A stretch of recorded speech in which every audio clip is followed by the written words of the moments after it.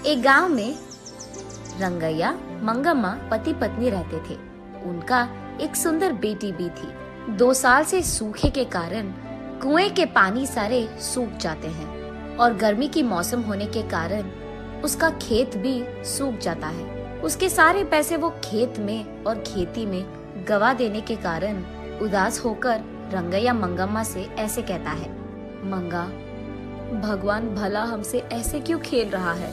गर्मी का मौसम आ गया, कुएं के अंदर पानी भी खत्म हो गया और खेत का हालत ऐसे है। सारे पैसे मक्के में डाल दिया मैंने। ऐसे वो निराश होता है। इतने में उसकी बेटी लक्ष्मी आकर पापा ऐसे कहते हुए हंसते हुए प्यारी सी नन्ही सी उसकी बेटी अपने पापा से गले लगाती है। अपनी प्यारी बेटी को देखते ही रंगैया के चेहरे पे मुस्कान आ जाती है। वो उसके सारे दुख भूल जाता है। रंगैया को अपनी बेटी से बढ़कर इस दुनिया में और कुछ नहीं है, लेकिन वो हर वक्त सोचते रहता है कि उसकी बेटी को वो भला ऊंची पढ़ाई कैसे करवाएगा। तब बेटी अपने पापा से, क्या हुआ पापा, आप ऐसे क्यों हो, ऐसे पूछती है। कुछ नहीं बेटा, हमारे खेत में उग रहे मक्के हमारे हाथ नहीं आएंगे, इसी का डर है। कुएं का पानी भी तो सूख गया। ऐसे कहते हुए वो खेत की ओर दुख से देखता है। तब उसकी बेटी लक्ष्मी, पापा हमें कुछ नहीं होगा, जो भी होगा अच्छा ही होगा, ऐसे वो अपनी प्यारी बातों से कहती है। कैसे बेटा, गर्मी का मौसम तांडव कर रहा है, बारिश के मौसम आने के लिए बहुत वक्त है, ऐसे कहते हुए दुखी होता है। एक बार अगर आप कुएं में झांक लोगे तो आपको पता चलेगा ना कि पानी है कि नहीं। ऐसे कहते हुए वो अपने पापा का हाथ पकड़कर उन्हें उस तरफ ले जाती है। पानी नहीं है बेटा, ऐसे कहते हुए वो ऊपर उठता है। आप कुएं में तो झांको पापा, ऐसे कहती है लक्ष्मी। कहाँ बेटा, ऐसे कहते हुए वो कुएं में झांकता है। कुआं पूरा सूखा रहता है। ये लो पापा, ऐसे कहते हुए वो उसके ग्लास में मौजूद पानी को कुएं में डालती है। बस अचानक कुएं में पूरा पानी भर जाता है। ये देख रंगैया की खुशी की कोई सीमा नहीं होती है। वो उसकी बेटी को उठाकर, तुम मेरी बेटी नहीं हो, इस घर की महालक्ष्मी हो, ऐसे उसकी तारीफ करता है। ऐसे वो उसके खेत में पानी डालकर अपनी खेत को बचाता है। लेकिन उसी समय गांव के कोई भी कुएं में पानी नहीं रहता है, और क्योंकि ये बात इधर उधर फैल चुकी है, गांव वाले सारे उसी कुएं के पास आकर पानी लेते थे।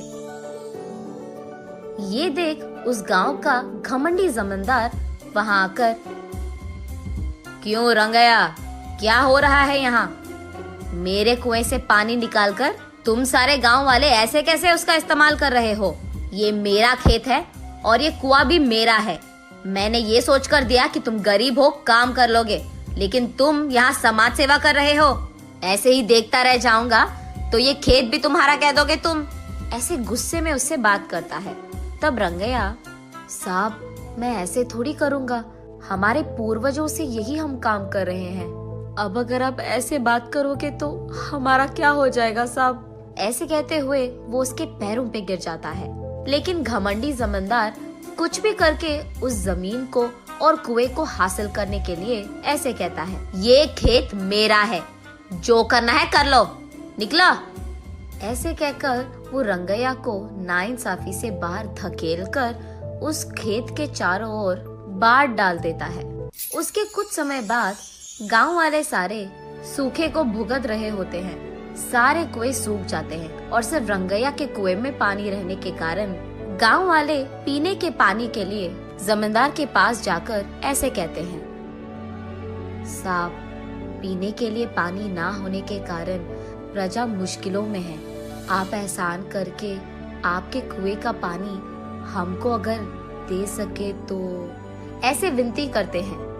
क्या पानी चाहिए? पानी तुम्हारे पूर्वजों की कुआं है कि तुम ऐसे पानी मांग रहे हो? पानी नहीं दूंगा, निकला। ऐसे उन लोगों को भी धकेल देता है। एक घूंट पानी दिला दीजिए साहब, हम यहाँ मर रहे हैं, ऐसे कहते हुए प्रजा उनसे विनती करती है। तब जमींदार उनके मुसीबत का फायदा उठाता है। ठीक है, पानी दूंगा, लेकिन ऐसे ही नहीं। मटके का दाम 10 रुपए करके दो, तब दूंगा पानी। मंजूर है तो लो, वरना निकल जाओ।